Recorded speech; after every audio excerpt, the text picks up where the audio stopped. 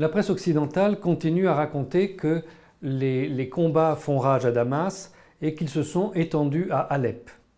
Alors d'abord, on nous avait dit qu'il y aurait un volcan à Damas suivi d'un tremblement de terre dans toute la Syrie. Que s'est-il vraiment passé?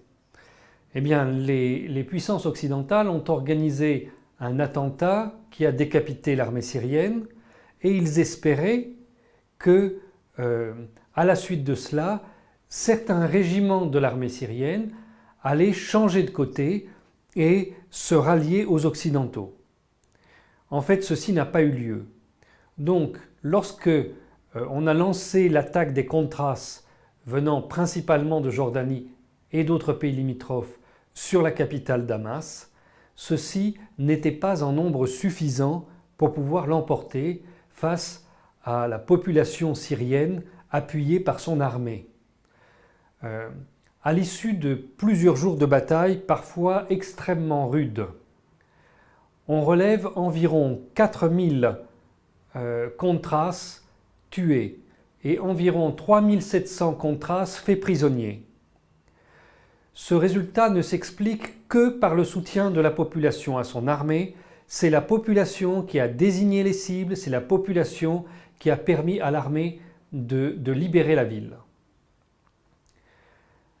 Devant cet échec, les puissances occidentales ont tenté leur deuxième carte, ce qu'ils appelaient le tremblement de terre de la Syrie. En l'occurrence, il s'agissait d'utiliser la famille Barzani, les Kurdes irakiens qui se sont vendus aux États-Unis et à Israël, et de leur demander de soulever les Kurdes syriens.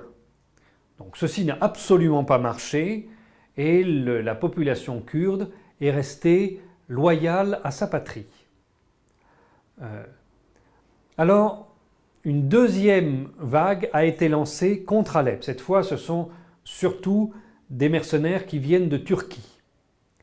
Et cette bataille d'Alep aura été encore plus rapide que celle de Damas, puisque là les forces sont très peu nombreuses comparativement, et que immédiatement l'armée syrienne a envoyé ses parachutistes pour en finir avec ses mercenaires.